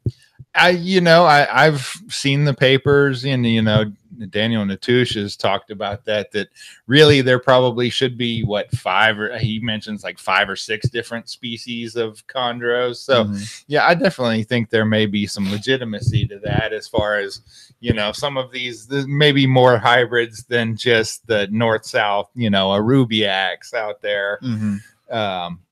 Some of these other things there may be definitely more than 2 species of chondros out there. And then every hybrid looks so good. Like no matter what it is, it's so hard to be a pure guy because every hybrid looks cool. I don't know why. Right. Yeah, there are a lot of different cool hybrids out there. But I mean, it's super interesting as far as getting into chondros. It seems like localities you can pretty much tell what's what a lot of the time, as far as especially a root. Yeah. Oh yeah. And some people are better at that than others, but like I said, I don't have a whole lot of knowledge about I know the localities, but I'm certainly no expert on locality animals. Even if you are, you didn't pluck them out of the wild, so you don't know where they really came from. You don't know how much truth there is behind that. There's certain phenotypes that tend to, or they're labeled like that, but then again, you never know if they're just randomly collecting things and that looks like this. Let's say it's this. Yeah. So was that the one that passed away? Was that your only import that you ever had? Yeah. I took one little stab at farm bred. It was it was like my third chondro or something, and I was just like, I want to try doing a farm bred. And it's not that I have anything against farm bred or anything like that, because it seems like people have equal success if you know what you're doing. Absolutely. You just have to take the extra steps to get them checked out, get fecals done, worm them, that sort of stuff. But they prove to be great animals in the long run. But like I said, my collection kind of went one way with it, and I just kept going that way. So right. Yeah, I mean, there's for a lot of different animals, farm bred, or you see people say captive breds. In some species, captive bred means truly captive bred. In chondros, it means doesn't necessarily mean anything. Yeah, it means you got an animal and figure it out from there. It came from Indonesia, more than likely. Yeah. Somewhere in Indonesia, So I think it's kind of people get confused by the vernacular that we use certain words just for chondros sometimes. Right. Especially captive bred. I mean, you can get animals who they may have been bred in captivity, but they were fed lizards from the wild or something, so they end up getting the parasites. Anyway. Yeah, absolutely. Yeah, there's no telling what all goes on over at the farms over there, and some of those are, like I said, kept outside and fed whatever to get them going, whatever water bottle they came in or whatever. Yeah, and then there's been evidence that a lot of those are wild caught, avenues for smuggling wild caught, so. Or yeah, there's no way the Indonesian government's keeping track of who's collecting eggs, or if they're hatching out captive born, they don't. Right. If they're coming out of those facilities, it's one of those things, Mm-hmm. You'd have to really know that farm and what they're doing there, but yeah, I mean, Evan mentioned that all his animals are imports, but I feel like Evan has bought them as established imports actually from other people. I wonder if he would have something to say about that, but it seems like he gets animals that may have a few months on them that may be established or something like that, but he's had great success with imports. So. Yeah, like I said, some people have great luck with them. Mine, unfortunately, like I said, it was kind of a freak accident. It was something that had I been home, I could have dealt with it. But it was just one of those things. I was out of town and had a prolapse and came back, and that snake never recovered. So do you feel like there was any cause from it that you may have done, or I really don't know. I had just started the worming cycle on it, so it was relatively fresh. Yeah, it hadn't been in my care for that long, and so certainly adjustments going on. Yeah, there was a lot going on, so, and it was still a fairly young neonate, and like I said, just not super established, but like I said, it is what it is. It's the way it goes. Sometimes. I mean, that's why it's so hard with animals that are a little bit harder to keep. Some of them fetch higher prices, and then it's like, shit, you're paying a higher price for an animal that has less of a chance, Yeah. And, chondros will definitely make you crazy when it comes to that sort of stuff. You can spend a lot of money on a chondro, and it's still, drop dead. Yeah. Especially with, some of the crazy things that are going around now, the Nido and stuff like that. You got to be really careful and, know who you're buying from. I definitely think it's something that's always been around. Oh, we just haven't identified it. For sure. I mean, there's always been talk about chondros just dropping dead, and something was causing that. Just we didn't have a name for it yet. Now we're starting to figure a few of those pieces out. There's probably other things that cause that as well, not just Nido, that we haven't quite put a label on yet. And I wonder things like in Corrales, like emerald tree boas, they have that regurge. Yeah. So it's like I wonder what's going on with them, and they've co-evolved. Meaning emeralds are so close to green tree pythons, even though they're on opposite sides of the world, right? Because convergent evolution or whatever. But so the regurge means that emeralds, for whatever reason, I don't know if it's both imports and captives, I believe, can just start regurging meals, and once they do that, I've heard it's pretty much all downhill. Yeah. And like there's no recovery. Like it just keeps on regurging until they starve to death. Yeah. Oh. Yeah, I don't have no experience with it, but I listen to a lot of Corrales radio, and they're always talking about that, that chronic regurg syndrome, and apparently it can be quite contagious as well, and the whole collections, go down as well. So there's obviously something more to it, but the funding's not there to put labels on everything and have nice crazy whatever, put a name to that particular syndrome. Yeah, it just seems like you're fucked if it starts happening. We don't know. Yeah, I'm sure it's something similar to a virus, I would think, but I'm no expert on that sort of stuff. So was that, we were talking about boas before because I was showing you the Amazon. Is Corrales, I mean, it's a logical step from green trees to emeralds. Have you thought about it? I have thought about it. If I was going to do it, I would kind of want a separate space. Like I would want to build another room to maybe have boas, just to avoid contamination. Or you think you scared of the IBD type stuff? Or yeah, just like I said, I've got a fair amount invested in my collection all around, and I wouldn't want to do anything to jeopardize that. And if I was going to, especially with imports and stuff like that, yeah, I would. Certainly you could eliminate some of that by buying from people who keep both, and all that sort of stuff. But I'm not at the point yet where it's like there's still more python species that I want first, on my way. So once we get there, we'll look into that. And I've still got room to expand in my barn, so there could always be a second snake room or a few more things. So what are the pythons that you're looking at besides Antaresia? Well, like I said, I'm definitely, Savus are on my list. I could see olives. I want Stimson's pythons. A few more here and there. I could see maybe a super dwarf retic. I've seen those ones that are like basically corn snakes. I'm like, what the fuck? It's awesome. They're kind of cool. I've been watching a lot of the, Reach Out Reptiles YouTube channel, and it gets me interested in some of that stuff. And like you said, having a retic this 5 foot, and because there's definitely a different personality to a retic than most other snakes. I mean, they just seem very alert and intelligent. That's what I hear. I don't have a whole lot of retic experience. I had my big snake experience was Burmese. That was my first snake.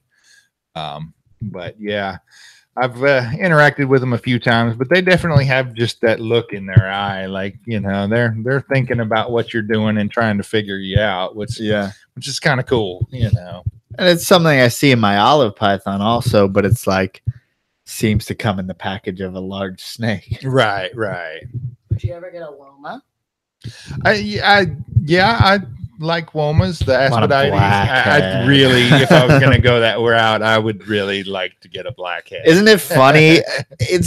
I don't know if it's because people had demand on it before, but I always like snakes that are more expensive. I don't know if that makes them cooler or what the hell.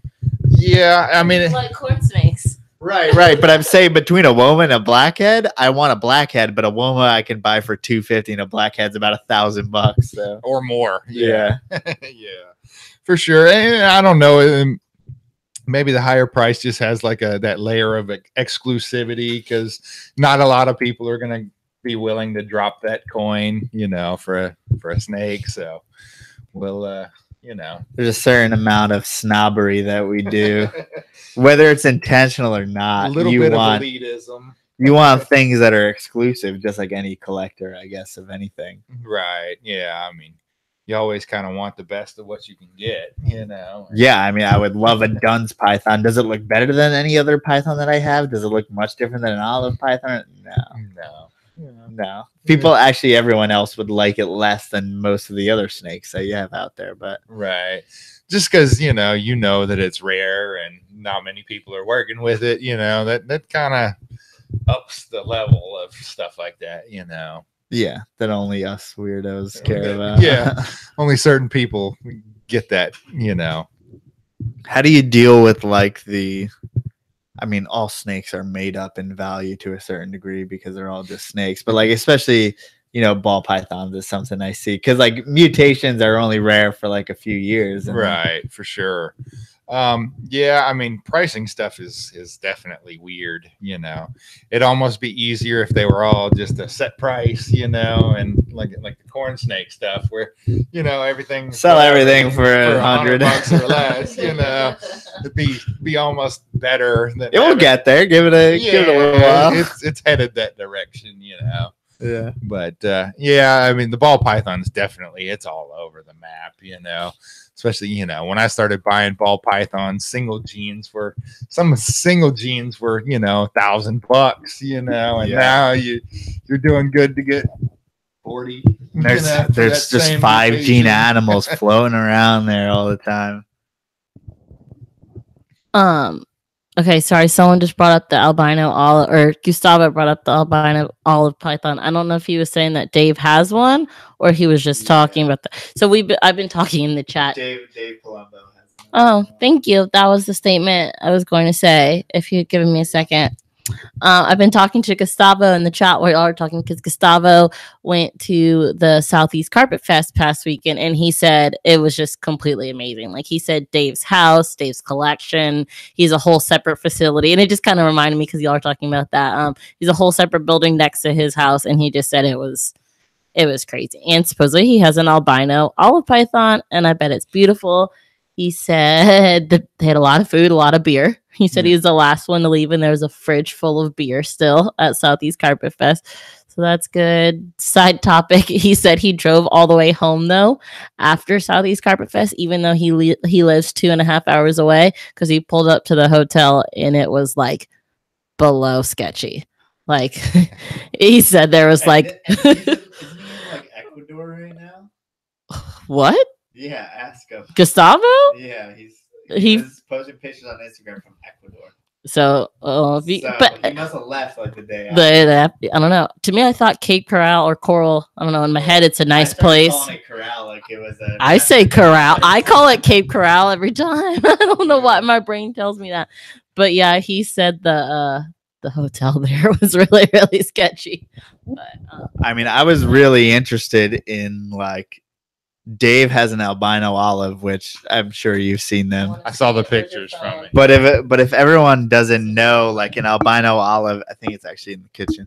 An albino olive, since olives are all pretty much one color, is just that pale yellow complete snake, which you like it because as a snake person, you don't get many patternless snakes. Right. Yeah, they're definitely cool looking. I've seen some pictures. But I think Dave, the first time he paired him up, he had a little male in there with a female, and the female ate the male. I listened to his little short about that. Yeah, you guys did. And then, oh God, that would just turn your stomach inside out. And yeah, that's another one of those things where it's you are I guess blackheads have the same possibility to where you pay so much for this animal, and then it's a really expensive meal. Yeah. Yeah, that's amazing. And just imagine, you know, a 12-foot giant olive python that's pale banana yellow. Yeah. No, it's still going. Calm down. It's just lagging a little bit. Oh, No, it's not there. all right. Put it up again. It disappeared. But yeah, I just love the look of Liasis in general because, you know, the Max and Savus, they have that kind of pixelated weirdness to them. That's what really got me onto the Savus was, you know, hey, I got to see Michael's right there, and they're really cool looking. But shortly after I was researching them, I found a guy online that he has some that are adult that seem to hold on to that orange undertone. Because most turn pretty black. Right? You know, and Michael Pennell's are pretty black, but I saw some that were adults and, you know, like a breeding pair, and they were still kind of high orange. I'm sure someone out there is calling that a hypo or something.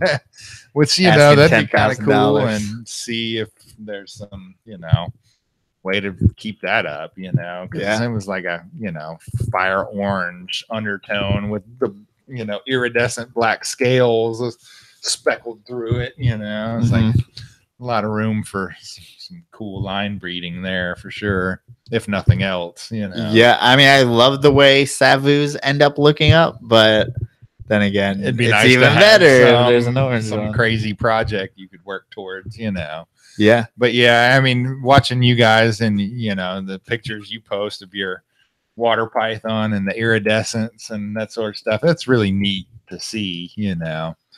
Of course, you know, I would love to really have, you know, the pinnacle. I'd love to have a pair of Bolin someday, you know. right. Those things are just phenomenal looking, and that's another, you know, big ass snake. They're coming around this time of year, and it's yeah. It reminds me how out of reach they are. They are a bit out of my budget right now too, so I definitely see that, but I sure hope the guys that are, you know, trying for those this year here in the States have success. And it seems like, you know, they're going to crack it sooner or later. And, you know, hopefully this may be the year. And I mean, that's a species that someone would stick with. It's different to where you figure out how to breed Halmahera scrubs, but who really wants scrubs that bad? So of course they get out of them because they're like, this snake hates me. But a Bolin's is a very nice looking, a little bit better attitude, stuff like that. So I feel like once they crack that, they're definitely, it's going to be a game changer when those become available.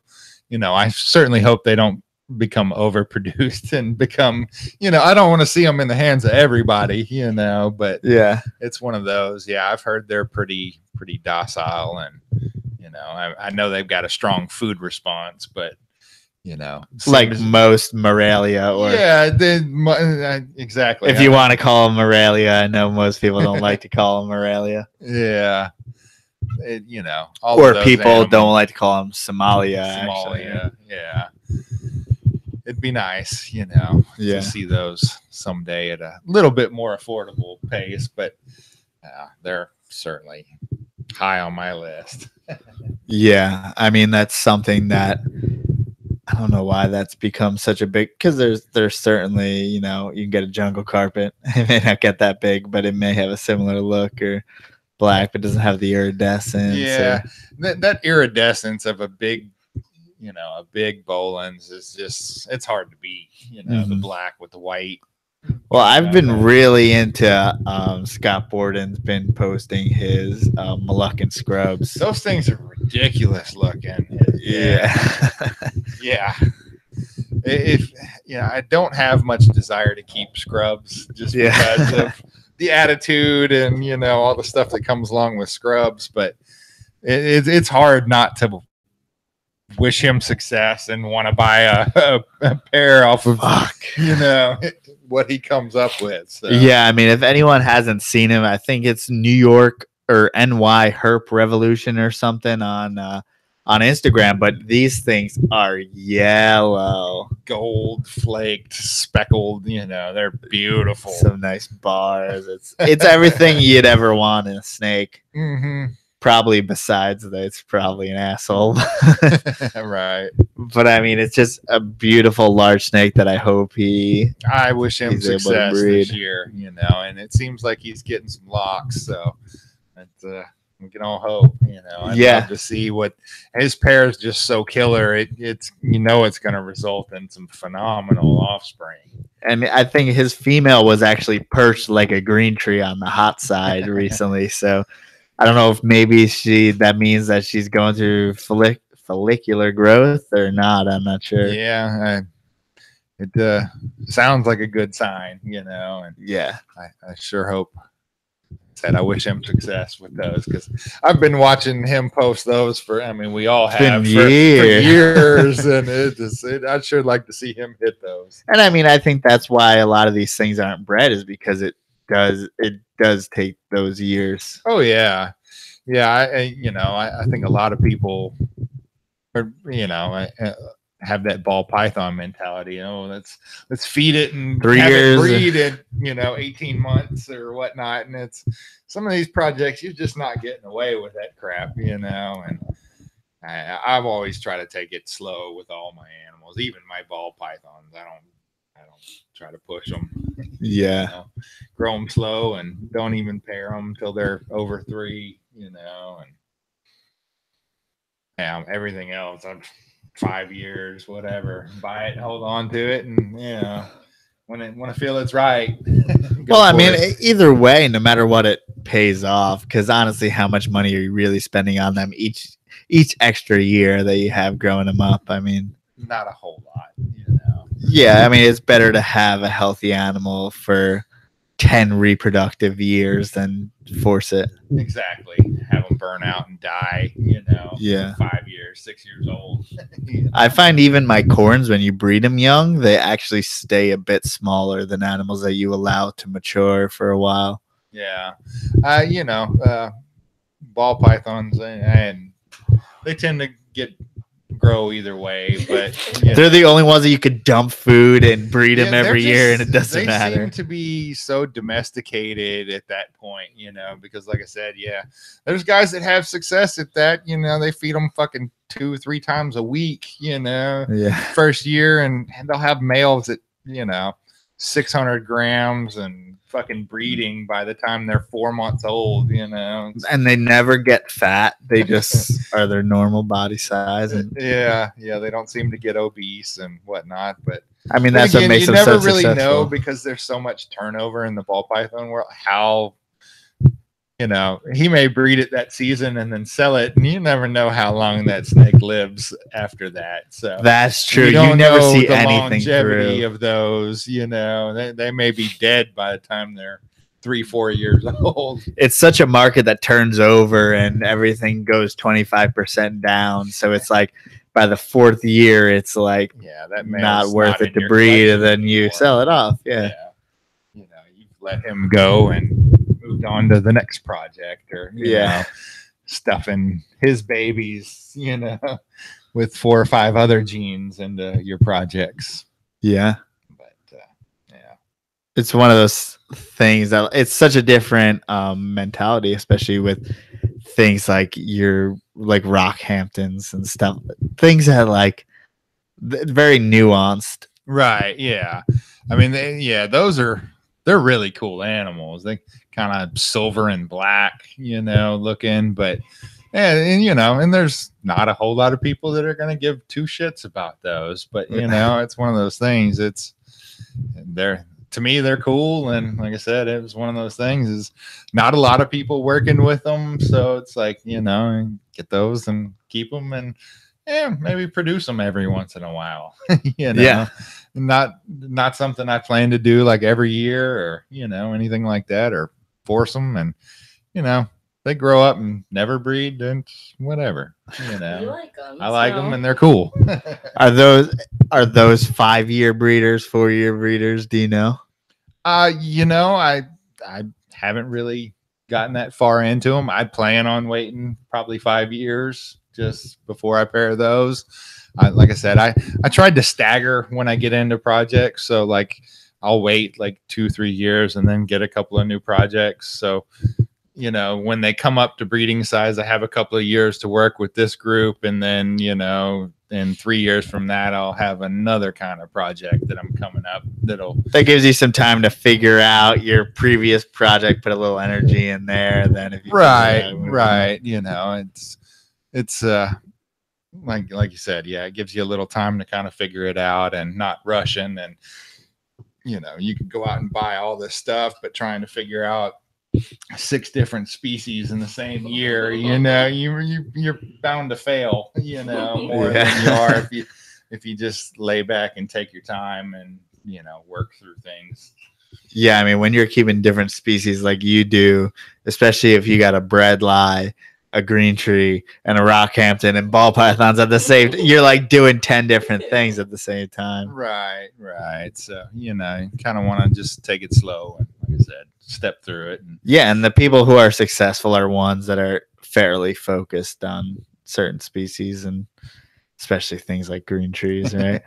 Yeah, that definitely seems, you know, a lot of people do get that laser focus with those, but like I said, I don't want them to be my sole focus. And, you know, just like I said, try to figure them out. You know, I've got all the time to get them to go. You know, like I said, it'd be nice if I had a couple more females to help figure it out, but we'll get to that point. You know. Yeah. Do you probe sex them? I'm not comfortable doing that myself. You know, I'm a wait for the shed kind of guy, you know, pretty much. That's been my method, at least with them, you know. Ball pythons, carpets, you know, you can pop those, and it's not that big a deal, you know. Easy said and done, but you know, I certainly wouldn't do that with any of my chondros, and I just don't trust myself running those probes because, you know. Yeah. And plus, I mean, I've tried to probe even things like carpet pythons and those prehensile tails. They'll fool you as far as I can only imagine. Yeah. Yeah. So what do you find, for people who don't know, a shed of a male or female? What's the difference? Well, you know, a male that's, you know, of age, you'll get the hemipenes, you know, you'll be able to shed the skin, you know, it's a piece of skin just like the rest of them. So, but they're on the inside. Yeah, but that's all comes out too. And it seems that sometimes there's some sperm and stuff connected to it, or what's like the little, I know there's like a little yellow, like you can get, you know, you can see sperm, you know, you'll find those floating in the water bowl more often, but really, you know, the things that when everybody's holding up the sheds and you got the 2 little horns sticking out, those are the, you know, that's the hemipene slough, you know, that's the skin from that. And, you know, the females, you kind of get a little butterfly pattern, and is what they call it. It's less pronounced. So you would say that it's easy to confuse. It would be a lot easier to confuse a male, or you wouldn't. It would be hard to confuse a male for a female from shed because it's pronounced. You would have to take into account several sheds because they don't always slough the hemipenes. So it's not always there. So you have to, it's like, you know, stacked evidence, you know. But once it's there, you're like, once you see it, you can be sure, nah, that's a boy. You know, there's no denying that. Because I mean, just like in any species, it seems like when you buy females, you're more likely to get a male than when you buy a male. You pretty much know it's going to be a male because someone saw hemipenes or something like that. Yeah, it's, you know, some of these species are definitely easy to missex, and, you know, you sure have to be careful with that, you know, or find somebody you trust to help sex them for you. That doesn't happen in corns, does it? What, male for female? You see the hemipenes in the shed. No, I don't know if that's happening really in any other species. Why do you think it happens in green trees?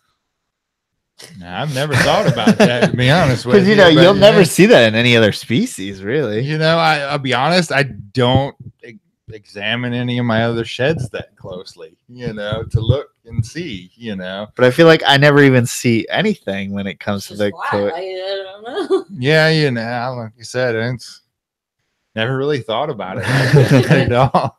But yeah, that's kind of weird.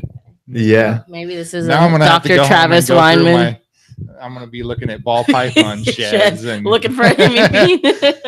Well, I mean, let us know if you find it, because I think that'd just be an interesting thing. Like, what is it about green trees that would do that? Yeah. Let's see. Tony said he's seen it in his Great Plains rat. Okay. That's pretty interesting.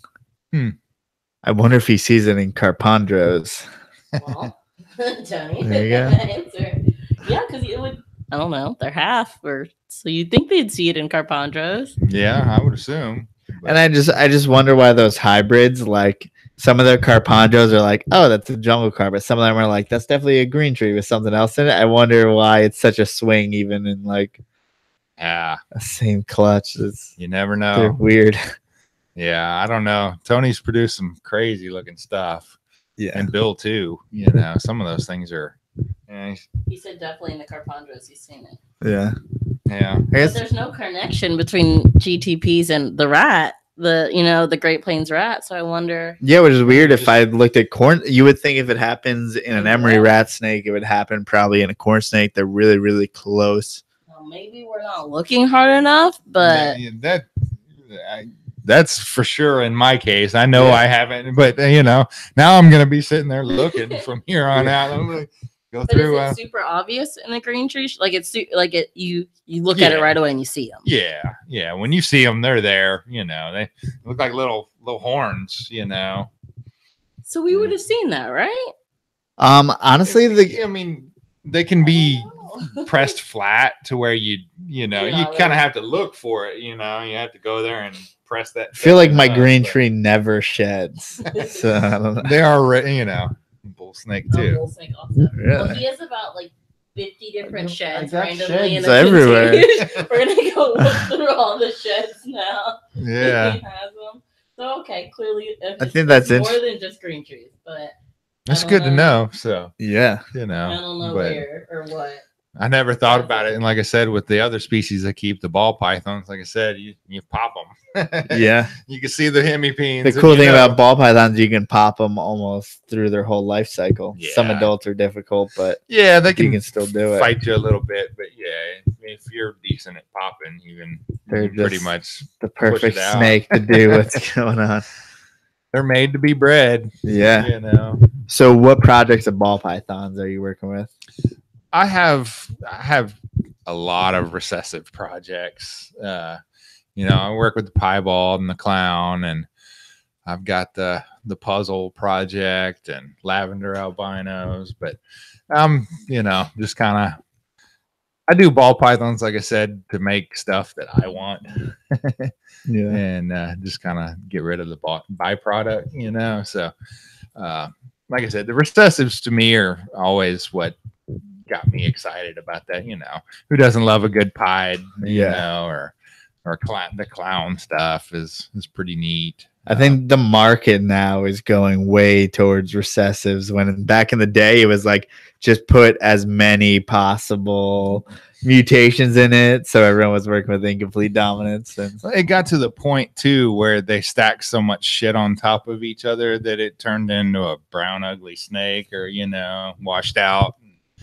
And it's like, yeah, you can't tell what the fuck's in there. You assume there's 7 different incomplete dominant traits in there, but until you breed it out. But I think definitely the market's going to end up kind of going more towards refining what you have, your projects, and And I think a good albino is always going to give you a certain price. A good pied is going to give you a certain price. And I don't think they'll go, dirt cheap to the bottom. There's a few things that everyone will always like. Yeah. There'll be the stuff that'll always sell. And like I said, if you focus more on the line breeding and producing the best of, I think that's where people will be successful. Like I said, focusing in on refining what you're working with, even making single gene incomplete dominance, but making the best ones out there.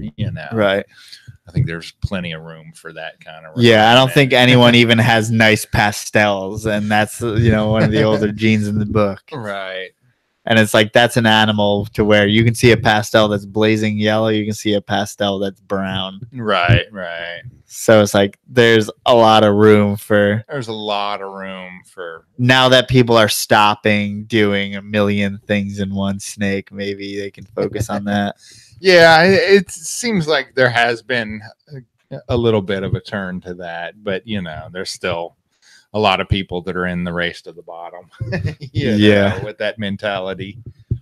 Yeah. Do you work with any clown stuff? Seems to be a really popular project. I do. I have, I have a really nice reduced pattern clown. And I've got, some of the blade stuff that I picked up from Sean. So, yeah, I'm hoping to be producing a couple of clown clutches this year. And we'll, like I said, see what that comes up. Someone said you should get into candy or candino. I don't know what any of those are. I don't know ball pythons. They're definitely beautiful animals, but I already have the lavender albino in my collection, and I'm gonna focus on that. And they're pretty similar, correct? Yeah, it's another really nice line of albino. The thing about the lavender is it's not one that's compatible with the other strains of albino, like the candy or toffee. So, like I said, I just don't. That's more of a distinction because you can't. It's its own line. Sure. You can't mix it with anything else, and you're not producing like allelic, combinations with it. So, I'm just going to keep it that route. Plus, Bill Stiegel's all on every type of yellow ball python out there. He's killing it with the, he does well with his Candino stuff. They're definitely beautiful animals. It's just, like I said, it's not something I'm looking to add in my collection. So, before we end, did y'all see the picture of the hemipenes in the shed that I just showed you from? So, like, that's super obvious. I feel like we would have seen that in the corns if it would have had it. It's something to where when I take a shed out of an enclosure, it's just like I pick it up and take it out. I don't know if you do the same thing. Yeah, I don't look at it. But yeah, that is a good representation of. Yeah, see, that's perfect. Yeah, male and female. Yeah. Oh yeah. Like that? Yeah. Okay. Yeah, very similar.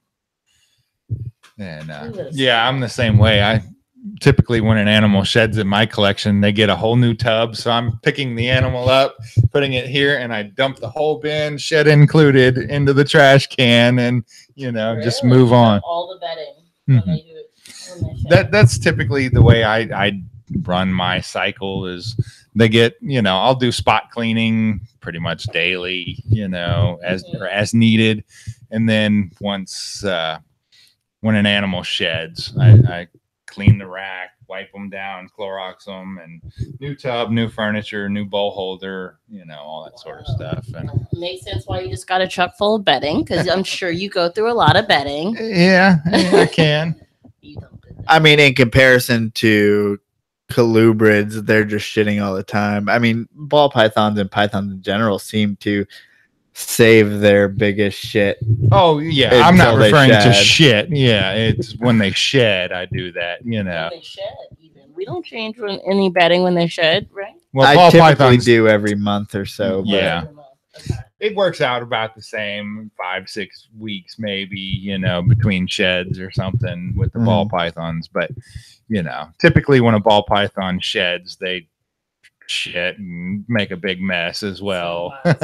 So I just do it all at once, and that makes sense. It keeps my record keeping nice and easy. So when they shed, I know they got a deep clean, and I can look that all up. So that makes sense. So if anyone wants to get in touch with you or know what animals are available, where can they reach you? I'm on Facebook. You can get me at either Jason Bromley or the Brumley Reptiles. I'm on Instagram, Brumley Reptiles, and I'm pretty accessible. So anybody has any questions, just reach out to me. When can we expect to see some photos if your green tree lays eggs? Will you post? Oh, they'll be all over the place. You'll hear me. Y'all will probably hear me screaming. I'll hear you from farmhouse, if that happens. So I will be shouting from the mountaintop, so to speak. That's awesome. Thank you so much for coming all the way out here. I really appreciate you guys having me out. And it was nice to come see you guys and see your collection. And, you taught me a little bit about corn snakes today. Yeah, there you go. And then you can teach me all about green trees, or when it comes time, maybe I'll get a pair. If I ever get a pair, I mean, I'm an idiot and I would ask a lot of questions too about everyone who would ever listen to me. Yeah, it's a lot of work. Did you say anything about NARBC in your opening thing? Are you going to NARBC? I'm gonna try to make it up Saturday, I think. That's like 2 consecutive trips. That's a big week. It is.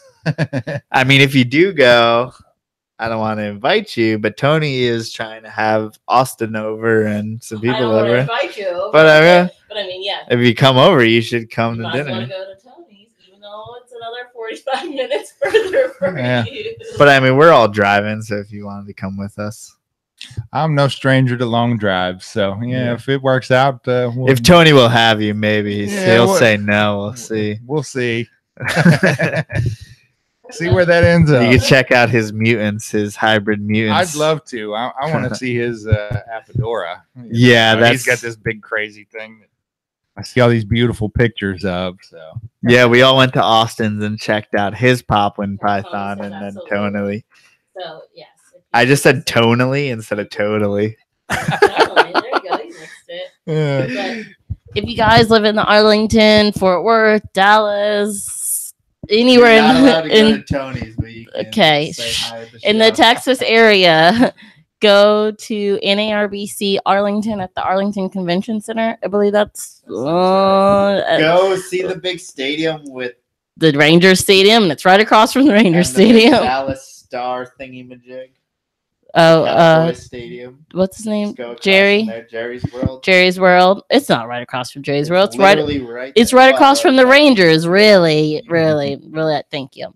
This weekend, Friday, you can go and see them set up if you get VIP. If not, you can go Saturday or Sunday. Why are you advertising for the show? Okay, sorry. Come see us at NRBC. This is not a sponsor. Don't listen to her. We'll you do whatever you want.